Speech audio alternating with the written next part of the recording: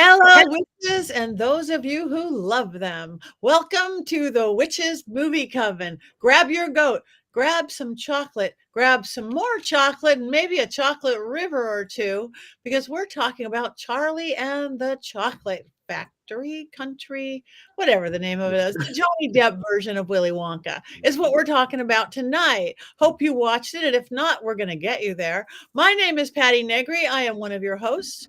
You might know me from my regular podcast, The Witching Hour, from Ghost Adventures, from Portals to Hell, from Bathroom Walls across America. But I am honored to be here with my fellow Coven members. So let me pass them on to introduce themselves to you, beginning with the beautiful Courtney Buckley.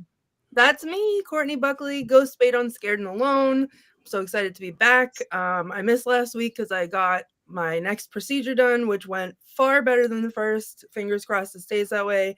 And as a nice reward, you may hear it, I have a little bit of something going on here because I bought myself a new piercing for survival. So new and improved, more jewelry. And I'm ready to go. Perfection, rock and roll. All right. All the way down to the ever holiday, Jason Mankey.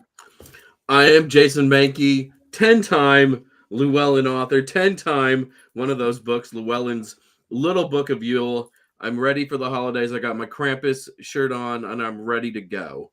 Boom. Thank you very much. And in lovely lavender, Richard-Lael Lillard. Richard-Lael is one name. I am Richard-Lael. If I were just Richard, I would be a... That is right. And I am in lavender because lilac, that color, looks berry grape on me. I did that on purple. I hope you like those plums. I hope they don't make you puce. Oh, no.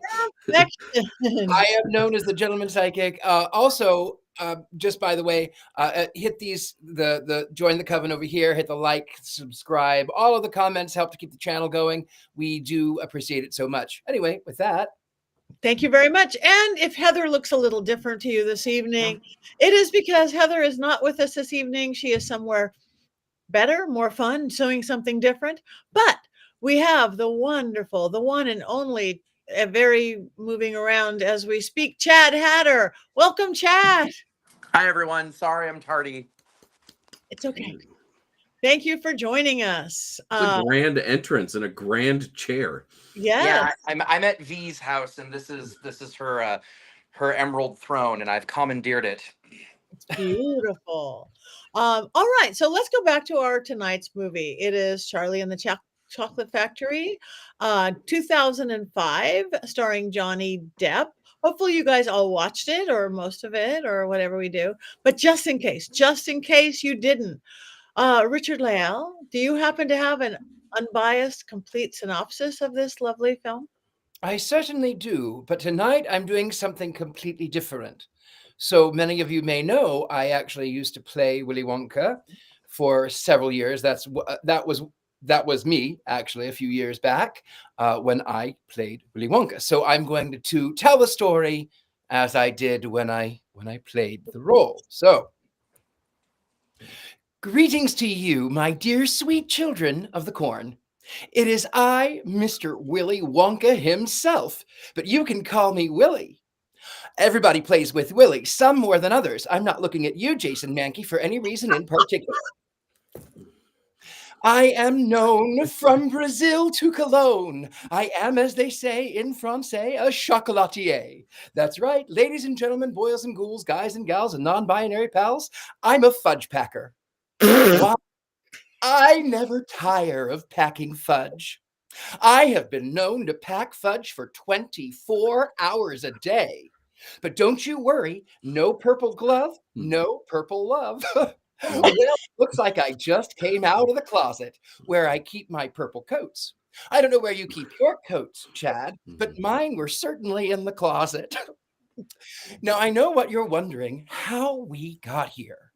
Well, I went on the quest to make the most delectable treats.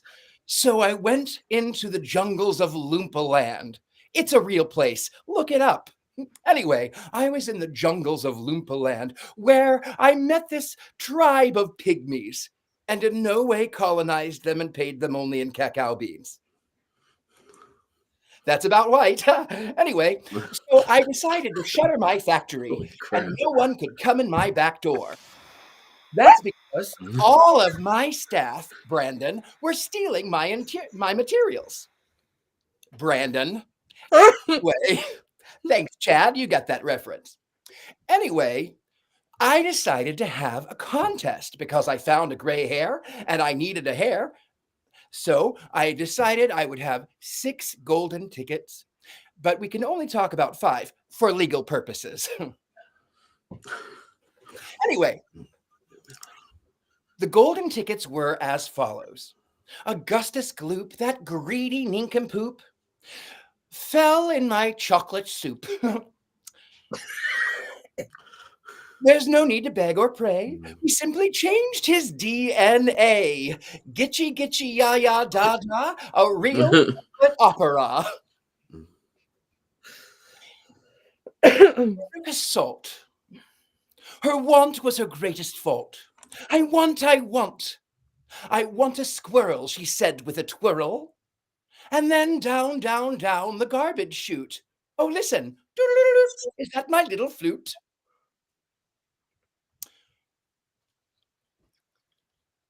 I can't remember the name. Just a second. Violet Beauregard. There she is. Violet Beauregard. Violet Beauregard chewed her gum without regard. I tried to like her, tried really hard. So she was rolled away, a blueberry dismay, but we aimed to please, so my workers gave her a tiny squeeze. Mike TV loved his screen, the brightest boy you've ever seen. Hacked the golden ticket, won the prize, so we shrank him down to fun size. And the least, the last, the one with the sad past. I once knew a boy from Nantucket, sweet little Charlie Bucket. He had a smile so big, one day I knew I would finally give away my chocolate factory. And if you thought that I was going to say something else, that is really gross. That is Anyway, he climbed on my rocket and we zipped to outer space where we saved the whole human race. Holy crap. Sadly, after the filming, his father died. But there is no need to be dismayed. He and his mother bought a lovely Victorian motel just off the highway. Little psycho, God love him. Oh my God. Anyway, as it would be, because of the fates, all the return mail is now Master Bates. And now you know, dear children, why schnozberries taste like schnozberries. Okay. Wow. Bravo. Oh, thank That you. was something. Now I know everything that happened on any part I fell asleep on. I will never watch that movie the same way ever again. Well, my name is Willy Wanker. Thank you. Thank you. Now, we do not have Heather, sadly, but I do hear we have a lovely fill-in Heather today. They got the scarf. Oh, Jason, do you have 5 things we do need to know about this film? And then to what Richard-Lael gave us. Kind of, but I know Chad's on a limited time thing, so I'm going to try to do these really, really quick. Most of you already know that this is based on Roald Dahl's book, which was released in 1964. Dahl lived a very exciting life. He was a fighter pilot in World War II and later worked for British intelligence. And he used to seduce ladies at the U.S. embassy that UK had to find out like what U.S. war plans were. This is a true story. Anyways, he also wrote movies like Chitty Chitty Bang Bang and the James Bond film You Only Live Twice. Charlie and the Chocolate Factory came from Dahl's experiences as a child where he would taste test chocolate. And he was also intrigued by chocolate spies who worked for Cadbury and Rowntree, English's largest chocolate producers at the time. The book has actually been sort of revised several times, generally to make it less offensive and more inclusive. The Oompa-Loompas are sort of the biggest change in that. Also, they got rid of corporal punishment. One line was changed from "she needs a really good spanking" to she needs a really good talking to. There was a sequel to the book called Charlie and the Great Glass Elevator, which was released in 1972, the year after Willy Wonka and the Chocolate Factory was released. The best of these movies. Anyways, Dahl originally wrote the script to the original movie, but it was And he later hated it. revised, and he disowned the film. So the movie was not a success upon its initial release, earning Couldn't $4 imagine million on a $3 million budget. The rights to the film lapsed and then were picked up by Warner Brothers in 1978. And Warner Brothers got the film on television, notably cable television. And by the end of the 80s, it had become a cult classic. When it was re-released in 1996, it made $21 million at the box office. Sammy Davis's only #1 hit, The Candyman, is a cover from that particular movie. So Dahl died in 1990, and Warner Brothers purchased the rights to the book and characters in 1998, and they gave his estate full artistic control, including actors and directors, for the films about Willy Wonka and Charlie Bucket. The film was in development hell for several years. Martin Scorsese was attached to it at one point, and potential Willy Wonkas over the years included Bill Murray, Christopher Walken, Steve Martin, Robin Williams, Nicolas Cage, Jim Carrey, Michael Keaton, Robert De Niro, Brad Pitt, Will Smith, Mike Myers, Ben Stiller, Leslie Nielsen, John Cleese, Eric Idle, Michael Palin, Patrick Stewart, and Adam Sandler. Dustin Hoffman and Marilyn Manson reportedly sought the role, as well as did Michael Jackson, who really, really wanted to be Willy Wonka, which would have made for a very, very, very creepy film. Eventually, Tim Burton is attached to it. He said he had the most fun of his entire career making this movie. He only really wanted Johnny Depp to play Wonka, but he said his second choice, had Depp been unavailable, was Dwayne "The Rock" Johnson. Speaking of Michael Jackson, Depp's performance, that's true, actually, it's really true. Depp's performance was compared to Michael Jackson. Johnny Depp denied any connection to Michael Jackson, that he did not base his Willy Wonka on Jackson. And then Tim Burton said, and this is not an exact quote, Depp's Wonka hates children, while Michael Jackson, really likes children. Again, this is not an exact quote, but he said something very similar to that. The movie was a big hit. It earned $476 million and only cost $150 million to make. This film has been called a Generation Z touchstone, but in later years, Depp's performance was often criticized and has hurt the enduring popularity of the film.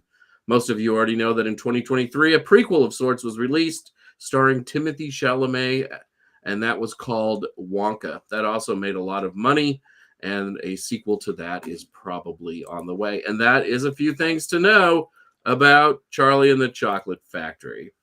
Thank you, Heather. Jason, that was fabulous. I didn't know any of that. That's amazing. Yep. That is amazing. Okay, Chad, if you're coming and going, chalk. Okay, I actually think Nicolas Cage would be a perfect Willy Wonka, because I think that he's just like Weird. appropriately deranged enough to do it justice. I think Johnny is perfect casting had he been with a different director. I think that he wasn't reined in enough, and I think the biggest problem with his performance is the notion that Willy Wonka hates children, because if you read the book, that is not the case at all. Every time the kids, it's most noticeable with Violet. When she pops the gum in her mouth, he has a full-on panic attack and like begs her to spit it out. And Johnny just is like, cool, off you pop. And unfortunately, Gene Wilder did the same thing. But I think that, which is why I despised it. well, so what you all don't know is that this is a conversation that Richard-Lael, this is an argument that Richard-Lael and I have had many, many, many times. For a decade. For over a decade, where if I had to choose which one I thought was the better of the two films, I pick the Gene Wilder version, and the reason why is because I think it is the closest in tone to the book. Because the book is very lighthearted. It is a very fun. There's lots of wordplay. The square candies that look round are my favorite. One of my favorite of the doll puns. My biggest issue with the Tim Burton version is that they changed too much of it. when you look at the Gene Wilder version and the Tim Burton version, both have the same number of deleted characters. They have the same number of added events. They have the same number of plot changes. They have the same number of like added characters, deleted characters. I may have already said that, but so neither one is technically closer to the book. The one thing that the Tim Burton version does have going for it is, with the exception of Johnny Depp's Wonka costume, nearly every single set matches the description of the book perfectly. Most noticeably with the boat, because the big sort of Viking-esque candy boat it matches the description almost flawlessly. It doesn't look like a seahorse in the description in the book, but I think that was actually a really worthwhile addition. I also think that if when I first heard that Johnny was going to be playing Willy Wonka, I got so excited because I thought, oh my God, he's going to make him like a rock star. And he missed the boat, if you'll pardon the pun. I love Johnny, I do. I'm saying this in the home of Venial, so it feels like sacrilege, but he made him this agoraphobic, germophobic shut-in, and it's like, bro, he's rescuing Oompa-Loompas, and he's traveling through jungles, and he's doing all these really heroic actions. In Charlie and the Great Glass Elevator, when they come face to when they come face to face with a group of Vermicious Canids, the Vermicious Canids recognize him, and there's a moment where they're almost afraid of him. But the difference is that now they outnumber him, and that's the only thing they have on him in that book, is that he's outnumbered. But if he was going one-on-one with a Vermicious Canid, the Canid would be screwed. And that was what Johnny missed, is he went the wrong direction, unfortunately. I love his costume, but it's not the description in the book. If you want to see a really accurate portrayal of what he looks like in the book, look at him from the West End, not the American. Look at him from the West End production, where they did the plum-colored tailcoat and the bottle green trousers, and they filled in some of the empty spaces a little bit, but he's got the sleek black top hat and the gray pearly gloves. I think that's it. Richard-Lael, have I missed anything from our usual arguments? Did I get everything off of the soapbox? Most everything, excepting with the fact that I do think that it is so much more accurate. This one is so much more accurate to the book, especially because in the 1972 version, the Chocolate River looked like sewage. It looked awful. And I liked in this version that they go down this tunnel, dark tunnel, and then they go into the meadow. In the 1972 version, there are windows in the chocolate factory. Now, if you're going down into the red hot magma of Earth's core, which of course is good for thermodynamics, children, then why would there be windows in the factory? There should not be, in fact. But there's windows in the Tim Burton version too. There's big round ones up, because there's shafts of light. And those are other parts where you do get to see, like when you're going on top of the mountain, but not. I think that if we're going to compare the two, you have to be a little forgiving of the technology at the time, because there is an interview with Roald Dahl that was filmed on the set where he talks about being in the chocolate room and how magnificent the set is. Now, that was before, I think, and we've talked about this, I think that was before he found out they had altered the script quite a bit. But he famously was not the best at script writing, and Chitty Chitty Bang Bang is a pretty good example of that. I don't think the changes they made to make it work like a film were necessarily bad, but I do think. I will tell you why I had why I did not. I'm sorry. I'm sorry. I'm gonna shut up soon. No. That's why we're here. I'm going to tell you why I didn't like Gene Wilder in the role. I love Gene Wilder in so many things, but the book has Willy Wonka's voice as being high and melodic. Now, I don't like Johnny Depp's George W. Bush, George Herbert Walker Bush. Greetings to you, my dear sweet children. I'm George Bush. I didn't like that either. But I did not like the fact that Willy Wonka was, number one, he did not have a high and melodic voice. He was just Gene Wilder, and Gene Wilder was always Gene Wilder. I also didn't like the fact that, where was I going? I didn't like the fact that, hi, V. I didn't like the fact that. Okay, now you can say hi. Hi, darling. Hi. I'm just looking at pies. 'Tis the season. I didn't like the fact that Gene Wilder was a liar. He stumbled, he comes out, and then he does the tumble and he falls and he lies. He only wanted to do the show, to do the film, if they allowed him to do the tumble, because he didn't want people to trust Willy Wonka. And Willy Wonka is all about appearances. And Willy Wonka is good.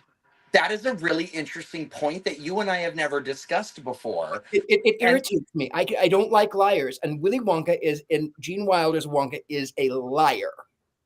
And then I'm conflicted because on the one hand, I like it, but on the other hand, okay, give me one sec. V, the knife is coming out clean, but it's still a little gelatinous. Should we just let it sit for a minute?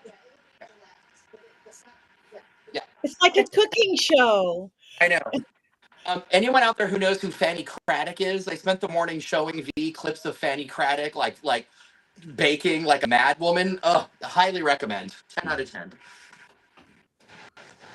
Anyway, please continue. Right, him as a liar is a very interesting.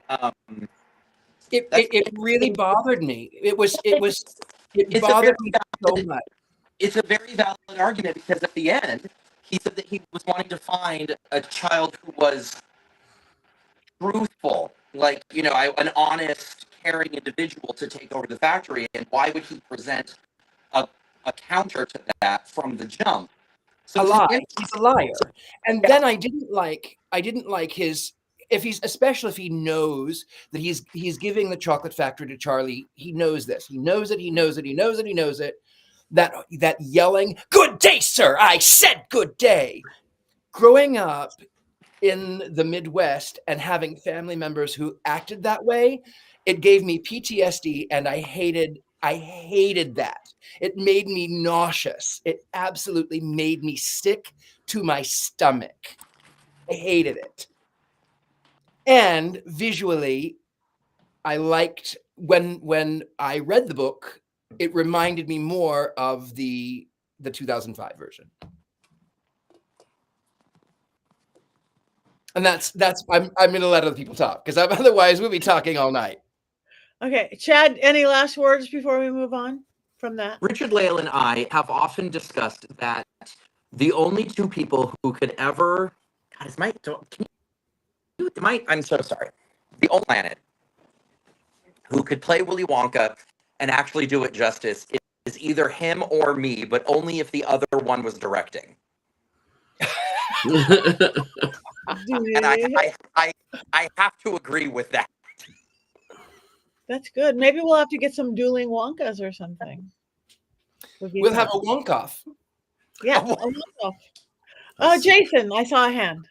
Oh no, I'm just enjoying the crossfire. This is, yeah, me too. I poured a big glass of whiskey. I just wanted to watch the Wonka aficionados go at it for a while, and then chime in at the end. That was my plan for the whole day. I will say though, I am lucky because at the time I was playing Willy Wonka, I was the only Willy Wonka in the world to actually have the approval of Johnny Depp, Tim Burton, the Dahl Estate, the Nestle Corporation, Paramount, and Warner Brothers. I had all of their approval, and they all were kind of afraid of the other one knowing that I existed.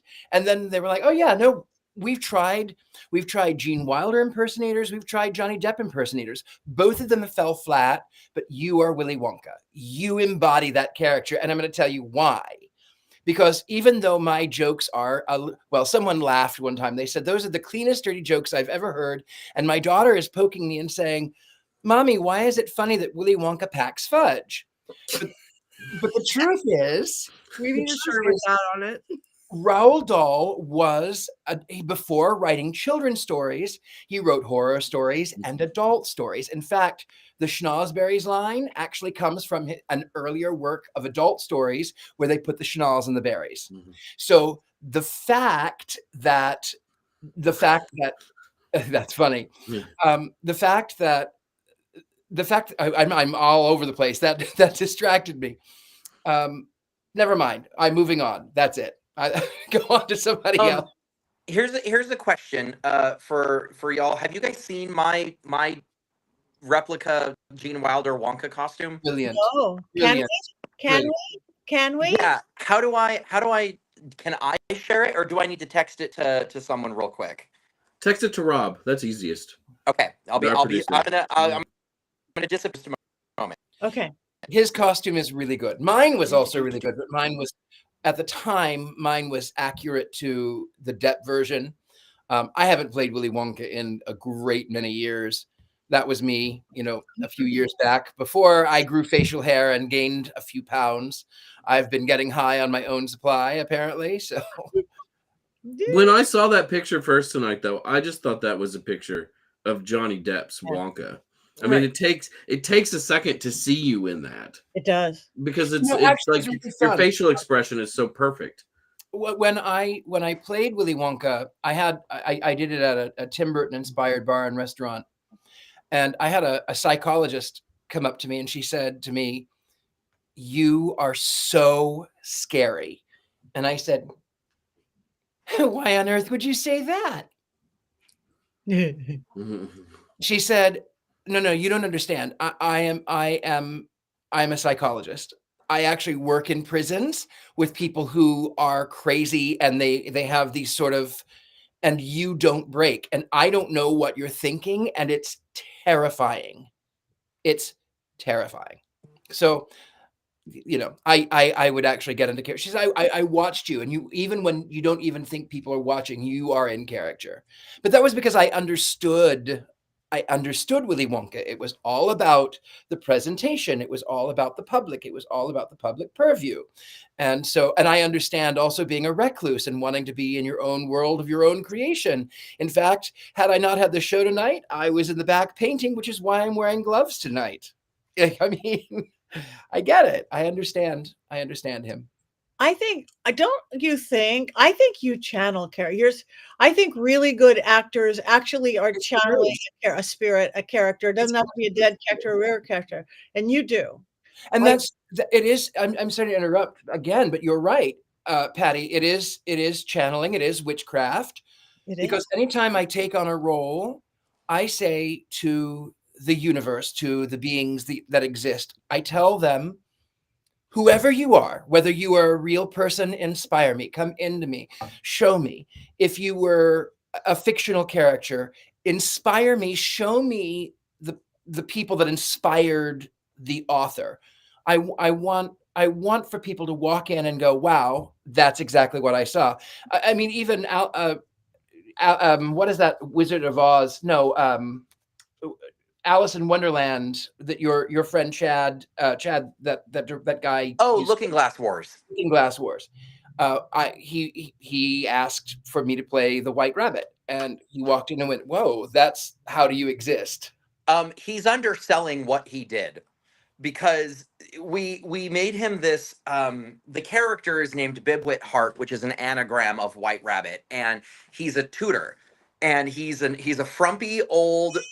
He's out of touch with the young people. And Richard-Lael was given these notes, and I dressed him in a vaguely 18th century floor-length high collar. It was a robe. He had this wig that went back like it might have been rabbit ears. He had facial hair, heeled shoes, breeches, and he decided in his infinite wisdom, he's like, okay, if I'm playing an old teacher who's out of touch with young people, I'm going to lean into that. And he created this character who spoke in puns, but they were intentional, but they were not intentional for the character. So he was making these multiple entendres that were so inappropriate and funny, but he never broke. So everyone around him is laughing hysterically, and I can't remember what all of them were, but he said something. There was once where someone made a comment about how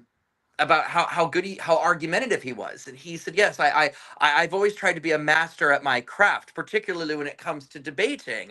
I've often been called a very, very masterful debater, and everyone is snickering, and he goes, yes, I think I've debated rather beautifully in the past. And I said, well, it's remarkable how you relate to everyone. And he's like, yes, I relate to myself 2 or 3 times a night, and like he's saying these things, and I was like, what would happen if I just threw a really obvious cannonball at him? And so I said, well, I know you're also quite you have your farm that you retreat to in the summer months. And he's like, yes, I have quite the menagerie of animals. I said, yes, I know you're very proud of your rooster. He said, yes, I have a magnificent cock. It's enormous, really. And it was like, in context, was not indecent, but was indecent. And it was the funniest thing. And it was frightening. He never broke. Never. Everyone else is just modeling costumes. He was this, it was alarming. It was absolutely, it was hysterically funny. And I will forever regret that we have no footage. They were filming, but we never got the footage. And there's only a handful of actors that I've ever had the privilege of dressing in my life where they're not where they should be.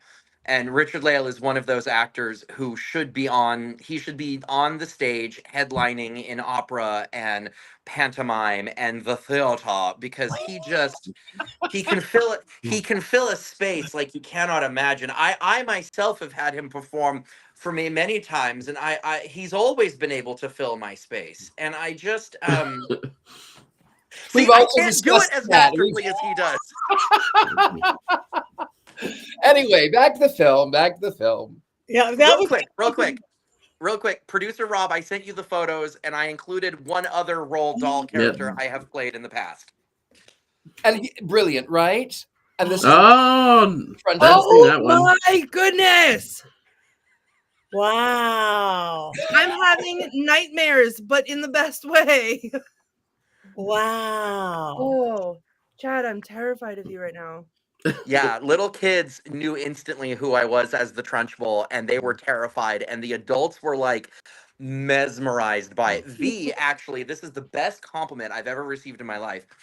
V's watching me just perform as the Trunchbull, and she just goes, never cosplay another character ever again. Only be her, because this is a delight. Give us And the performance. I'll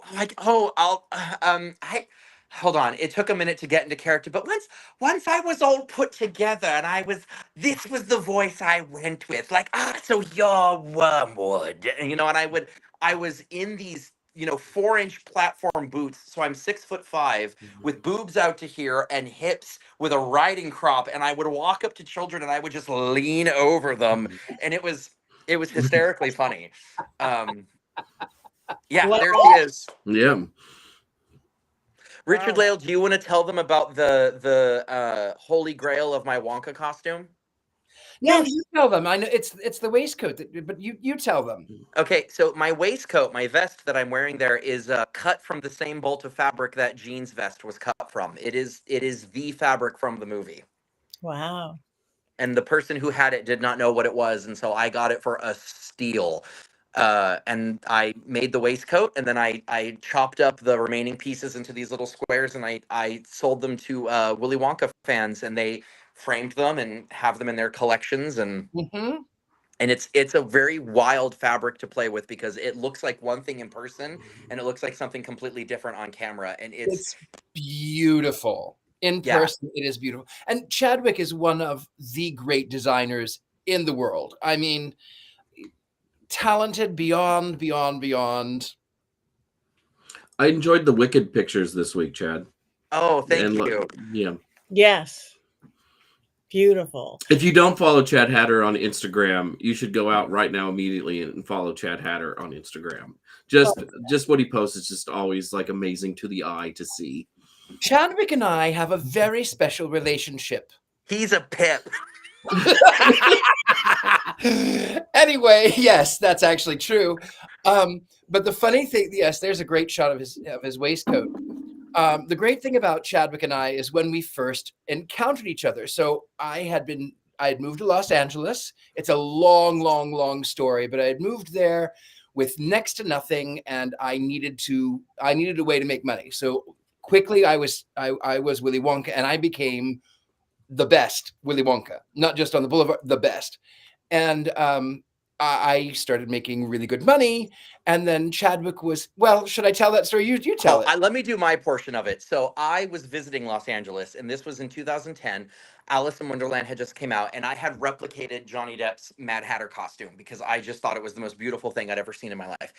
And one of my friends would go down to Hollywood Boulevard, and she took a prom dress and a blonde wig, and she would go be Barbie, and she would make $500 or $600 a day just taking pictures with people for tips. And she said, you should bring the Hatter costume and we'll go see if you can make some money. And I go, okay, cool. And so I go, and I did not realize that Hollywood Boulevard is this entire subculture, and there are rules, and people who are down there have plots of land and specific like pieces of the sidewalk that are theirs. And like if you encroach on someone's begonias, they'll throw bleach on your costume. Like people have been stabbed. It is a wild reality, and I didn't know any of that. And so I go down there, and all of the people who are down there are just losing their minds over my costume because it was very intricate. And one person says, oh, but there's already someone down here doing a Johnny Depp character. Like, you can't be on this block. If he finds you on this block, like, you're gonna get in trouble. And I was like, really? And they were like, yeah, no, you need to be careful. People take it very seriously. Like, this is a job, and this is this, and this is this, and don't piss him off because I don't know how he would react. And I was like, oh my God, okay. Well, so I go to a separate area thinking I'm totally fine. And I'm just standing there taking pictures with people for $1 or $2. And I hear this voice behind me go, my goodness, what a spectacular top hat. And I turn to say thank you, and it's Willy Wonka, and I shit myself because I'm like, oh God, he found me. This is the end. Like, I'm getting stabbed today. I'm gonna get shanked. It's good. It's fine. This is it. What a way to go. And he comes around in front, and he's got his cane, and he's got his hand up, and he looks down to the ground, and he looks back up, and he goes, well done. Very well done. And right then, a tourist walked up and said, oh my God, can I get a photo? And he whipped around, and he was like, yes, we work for tips. We're happy to take a photo with you. You know, it's $5 for this or $10 if you want to take a video, blah, blah, blah, blah, blah, blah, blah. He had a whole speech, and within a matter of hours, we had each made like $350 because he knew how to talk to people. He got it down to a science. And if you didn't, like, he would take a photo with you regardless, but he was like, we do work for tips. You know, these costumes are expensive. We're out here in the heat. We're here to make your day, and we're here to create really cool photos for you to take back to wherever you're from. So just keep that in mind when we take this photo. And people would hand over 20s, and he would reach into his pocket and pull out a 10. He'd pocket the 20, he'd hand me the 10, and everything we made, he split down the middle. And by the end of the day, we were friends. Wow, that is so sweet. And then he said, there's another guy out here who does the Mad Hatter, and he's rubbish. And it was... I did say that. I did say that. Because he was right. The other fellow was out there, and I get it. He was trying to make money. And he was wearing the sort of Halloween costume. And he would take, and he never wore underwear. And he would say, take a picture with the Mad Hatter. He didn't get it. He didn't understand the character. And you and I understood the characters. And it was fun to banter because that was literally the moment I met you. And we added each other on Facebook later that day. And we've been chatting ever since. And we're the only people who actually understand the other. So, it's a shame you're not in California, because if you were here, you'd be here with us right now. That is also true. That is also true. And we miss you terribly. And it's funny because I'll tell you right now, let me show you something just real quick while we're completely derailing the conversation. There's a painting that Richard-Lael made hanging right here. That is true. For V. What was that, V? What'd you say? Why aren't you here, Richard-Lael? See, you're missed. Well, maybe I will be. Who knows? Okay. Anyway. She wants to know if she needs to make a place setting for you for tomorrow. Listen, if you start walking now, you'll be there by Christmas. Yeah, absolutely. I am so sorry for derailing the conversation. This just turned into the Chad and Richard-Lael hour, which incidentally we should do. I maintain it would be a hit. Yeah, I agree wholeheartedly. You did not derail. We are, Courtney, Jason, and I are just being completely entertained, as is everybody in the chat room. Yeah, this has been fun. I'm down. This is what I wanted it to be, because I mean it's great to see somebody love these characters, and it's obvious that you two love these characters, right? Well, And we do yeah. love these characters, and we don't like to fight anymore, so we don't talk about Willy Wonka anymore. We only talk about the Addams Family, because where he really loves the Munsters and I really love the Addamses, we have a mutual understanding, because he's a... You can say it again. A pip. Yes. That never gets old. She's a pimp. She's a pip. Richard-Lael and I will call each other and we will just talk for hours in nothing but Addams Family quotes. I'm on the spot right now, so I can't think of any, but I'm sure there must be something. Okay, V says I should only ever be Uncle Fester or the Trunchbull, because Uncle Fester's the other one that she really likes. Do I need to send pictures of Uncle Fester now? Yeah. Okay, I'll be back. Bye. This is fun. It's like our holiday special with our special guest. This is awesome. That is good. And while we're waiting for him, does anybody have any thoughts of their own about this movie? Courtney. Oh boy. Okay. Well, after that, which is exactly, again, just like Jason said, what I hoped it would be today. Me too. I feel kind of terrible to say that my thoughts on this movie and any iteration of Wonka is not good. I don't have good notes on it. I dislike every version of it. I think it's terrible and boring, and obviously I just don't get it like you guys do, and so I'm not gonna put sunglasses on about it, but I don't know. I didn't rewatch it because I could not force myself to, and again, because it's not my favorite thing. See, yes, Saw and the Chocolate Factory. I would love to play a game. I would love to play a game. If there was more blood, or I don't know, anything like that, maybe I would feel differently. But those are my thoughts. Yeah, thank you very much. Yeah, I had never seen this film before. I must actually say I had never seen it, and I am a big Johnny Depp fan as a rule. I like all his quirky characters, but I didn't like him in this one so much. He just, it's forced or wrong, or I don't even know the right words for it. And I admit I was tired because I was stuck in an airport in Dallas all day before that. And I could not keep awake. And that doesn't seem right for a Tim Burton, Johnny Depp film for me not to be able to stay awake, but I couldn't. I missed the end. I don't know how it ended. So I'm going to have to get that from everybody else. So yeah, I was disappointed. I hardly remember Gene Wilder. I have to watch it again. I have watched it, but I love the Timothy Chalamet version. So that could be a whole conversation for another day, I guess. That was the one I hated the least. What, Chad? You hated the least. That's good. Right. That's a good quote. I hated it the least. Still hated it, but hated it the least. That movie, Chad. if I may jump in, and I think Richard-Lael, because Richard-Lael, you've seen it, right? I haven't. I refuse. Okay, that's totally fine. That movie rests entirely on the shoulders of the supporting cast. They carry that movie. Everyone around Timothy Chalamet carry that movie. I believe him to be horribly miscast. However, I also recognize that the reason the movie was made was probably because he expressed interest. Because if he hadn't, the movie wouldn't have been made.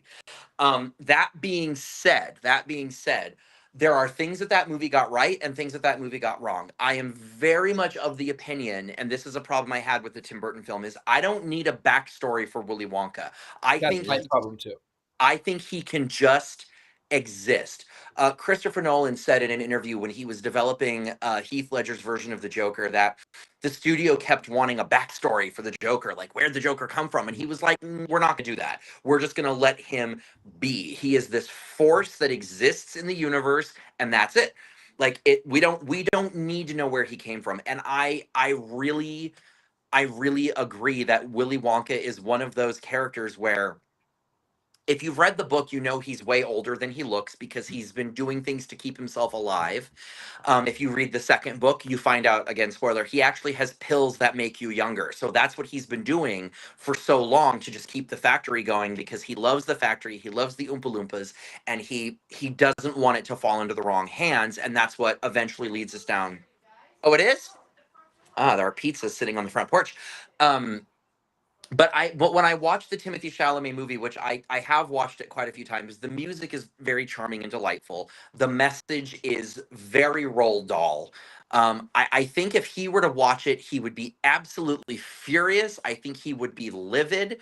I think that he would have extensive notes about everything wrong with it. But I think that the things that I like about it, he would be like, however, you did get this right.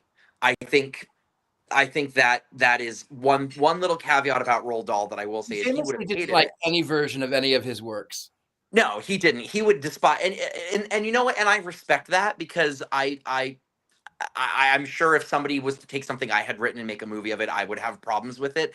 But at the same time, I also know that, like, as a person who as a child was very much an outsider, I idolized the character of Wonka because he figured out how to do it. He did it on his own terms, and he said, I reject your reality and I substitute my own, and he did, and he built his own, and I respect that. I mean, Richard-Lael lives in that reality every day of his life because he took the inside of his house and he made it into this absolute, I mean, it is a museum, it is an art installation, it is ever evolving, it is he got the reference, thank you, Richard-Lael, I knew you would. But he gets it. He understands. And that's one of the things that, we can both bicker that really at the end of the day. Okay, so there's our Addams Family group, and there's me as Uncle Fester. Wow, that's beautiful. That coat is made out of a couch that I found on the side of the road. Wow. I hope you don't run into JD Vance. Oh, God. Oh,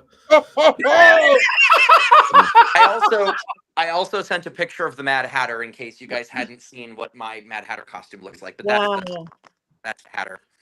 Amazing. Amazing. So Yeah. beautiful. Thank you. Ah, so cute. Oh my God. All right. Moving on. Back to this movie. This is great. Jason. I don't know what to say about this movie. I know Richard-Lael loves it, and it's not as bad as I remember it being after I watched it, the second time now, I think, in my life. But if you grew up on the Gene Wilder version, I think that's just the one that you like the best. I mean, when you look at Chad dressed as Willy Wonka, you know it's Willy Wonka, and he's wearing the Gene Wilder stuff, right? I mean, that to most people, I think, is Willy Wonka. And I know there's a bunch of people who like this movie, but I don't think it's the cultural touchstone that the original one was. Also, you don't have the really cool songs, Oompa-Loompa, which most people remember. And what's up with like only one Oompa-Loompa? I'll tell you why. I don't get that at all. Because it's I hate to say this. I would tell people, I am not a racist. I never run anywhere. Huh. Anyway, the reason is because they were originally an African tribe of pygmies. And how many times do people who are racist say they all look alike? He changed that though in 1970. He changed that in 1970 though. Yes. Then they became hippies. Yes. And now there's no mention to their size. They became so violently Aryan. They went in the plumb opposite. He went in the absolute opposite direction. They're described as blonde-haired and blue-eyed, and the original illustrations, they look like hippies. They've got beards. They're also described as wearing deer skins, which I think is really interesting because he kept a tri-element, and I do think it's somewhat fascinating that neither version made the Oompa-Loompas completely accurate. Yes. The Gene Wilder version did what they did because they were like, let's try to be as delicate as possible. Let's make them completely fictional so that no one could possibly be offended. And that's why you have green hair and orange faces and white. Wouldn't you know it that no one ever thought that any creature with an orange face would ever exist in reality. And here we are. And here we are. We're losing a little bit, Chad. Is your phone hot? It is very hot. Yes. Oh, I see what you're Because saying. you're You should getting go in the freezer. staticky. You're getting staticky. I put mine in the freezer earlier today. I love when Chad puts us in the freezer. I laugh about this for like hours afterwards. Put in the freezer with the pie. Courtney, do we have any quotes on this? Yeah, and thankfully, I was a little worried because I only got like 3. So the Chad and Richard-Lael hour saved me. I took 3 from this movie and I took 1 from the original. So from this movie, Willie says, "Everything in this room is eatable. Even I'm eatable. But that's called cannibalism, my dear children, and is in fact frowned upon in most societies." Which seems like a very me quote. So the grandma says, "You smell like peanuts. I love peanuts." And Willy Wonka says, "Oh, thank you. You smell like old people and soap. I like it." And then he says, "Little girl, don't touch that squirrel's nuts. It'll make him crazy." Which was problematic, I felt like. And then from the original, the last lines, Willie says, "But Charlie, don't forget what happened to the man who suddenly got everything he always wanted." And Charlie said, "What happened?" And he said, "He lived happily ever after." So those are my quotes. That was a good quote to end on. That's beautiful. Yeah, I liked it. Mr. Mankey, do we have a Mankey movie moment? Is this the day that Jason and I are going to be aligned instead of enemies? I don't know. I'm still not sure how I'm voting. I'm still thinking about it a lot. All right. The Mandela effect refers to an incident of collective false memory. Oh boy. There have been many Mandela effects over the years, many of them related to films. The most famous one involves the comedian Sinbad, starring in a 1990s film as a genie. That film never existed, but millions swear it does. I think I saw it on TBS back in 1996, for example, but nothing seems to confirm this. Other Mandela effects include additional Indiana Jones movies. There were only ever 3, and the franchise stops at The Last Crusade. Indy would never travel back in time or have anything to do with aliens. CGI is responsible for false memes featuring Nicolas Cage yelling, "Not the bees," in what is said to be a scene from the fictional remake of The Wicker Man. There has only ever been one Wicker Man movie, period. Why anyone would sully the legacy and reputation of the one and only Wicker Man with a remake defies all logic. More recently, there have been rumors of 2 Ghostbusters sequels starring bratty children instead of, the Ghostbusters. I love the Lady Ghostbusters movie, and there has not been a Ghostbusters movie since that was released back in 2016. For years, I believed that stories about a new movie featuring Charlie Bucket, Grandpa Joe, and Willy Wonka were also a victim of the Mandela effect. Why would anyone mess with perfection? But apparently, Charlie and the Chocolate Factory was a real movie, and it starred Johnny Depp and was directed by Tim Burton. Helena Bonham Carter is also in the film, which doesn't come as much a surprise because she was in every Tim Burton film during this period. And after Charlie and the Chocolate Factory, I have never wanted something to be a hallucination so badly. Current political administrations notwithstanding. Sure, it's a Willy Wonka movie, but it's also one of the most Tim Burton-y movies ever made. The whole film seems like something I've seen before, only we've replaced Batman with Willy Wonka. There's often a sameness to Burton's visual palette, and I think that is on full display here. And Burton's muse, Johnny Depp, here at the height of his Johnny Deppness. "Look at me, I'm quirky," seems to be Depp's character motivation. The result is something deeply unpleasant and looks like something that's a cross between Marilyn Manson and A Clockwork Orange. Yes, Wonka can be menacing, but he's also not supposed to be an imbecile, children. Much of the problem with this movie stems from Gene Wilder being Willy Wonka first. Do you see memes online with Depp as Wonka? No, you only see Gene Wilder, which is how it should be. And the songs, the score of the film is fine, but where are the songs? Where's the land of pure imagination? Where's a song about the golden ticket? Where is the whimsy? Why am I stuck with just the bleakness of Burton and Depp? Oompa-Loompa doompa-dee-doo. Here is a movie that makes me say ooh. Oompa-Loompa doompa-dee-dee. From the TV, I had to flee. What do you get with too much Depp? Something like The Throat of Strep, a movie of Tim Burton overkill. This film is a giant load of swill. I'm really sorry, Richard-Lael. I know that you love this movie. I really feel bad. I turned my Oh, he turned his light off. His purple light. Mm-hmm. Oh, And I like that color. ah. Jason, it Yeah. wasn't even me this time. I know. I felt guilty the whole time. Also, Heather texted me earlier this week when I said I may not be on the show. She goes, "You have to give me backup. I hate this movie so much." I Oh. will tell you there are 3 things I hate about it. 3 things I hate about this movie. 3 things. I hate the fact that he is impersonating George Bush. I hate that whiny voice. That's so annoying. That's annoying. That is annoying. And as much as I love Christopher Lee, I despise the whole backstory. I despise the backstory. I also despise, what was the third thing? I can't remember. It doesn't matter. There were 2 things I despise about this film. 2 things. The sheep joke. You've related to me in the past that you don't care for the sheep joke. Oh, yeah, I didn't like that one. I did forget about that. I forgot that I didn't like the sheep joke. I almost quoted the sheep joke. I didn't like whipped cream either.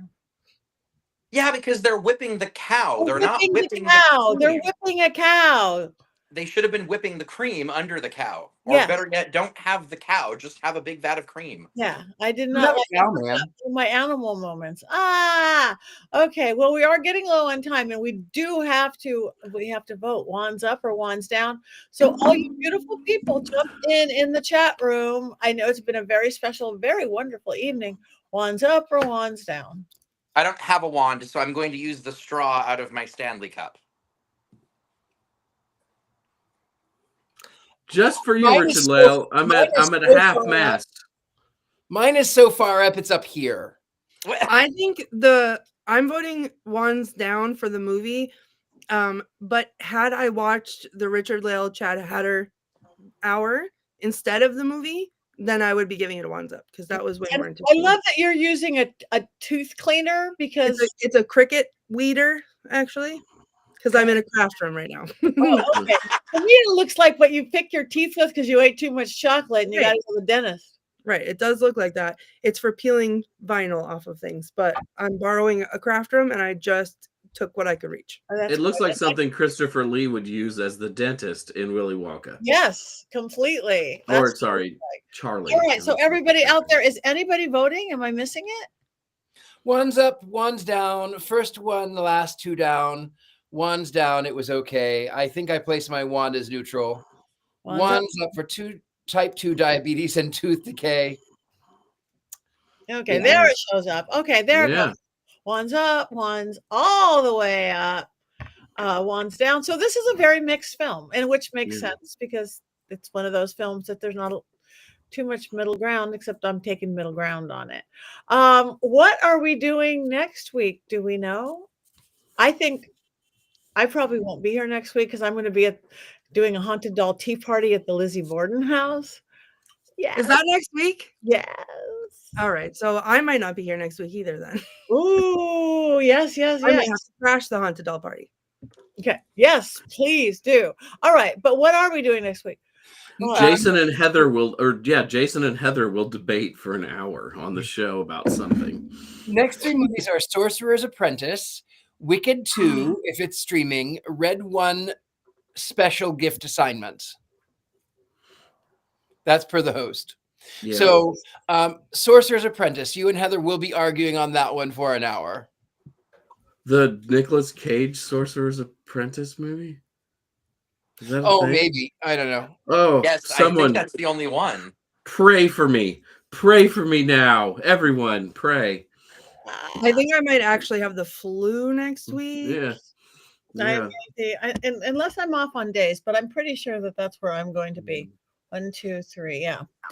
Anyway, you guys, anything coming up that you want to talk about that's coming up other than join me in Lizzie Borden house next week or this weekend? Yeah, that you can't come to that, Virginia City. Yeah. Have a great holiday, everybody. That's what I got to say. Oh, yeah.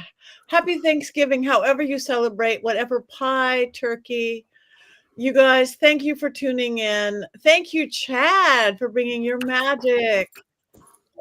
I stayed way longer than I wanted to, but I'll make up the time. I've got a path to cut out so that V can have her living room back. He's a magician and a chocolate whiz and a costume whiz. Oh, thank you.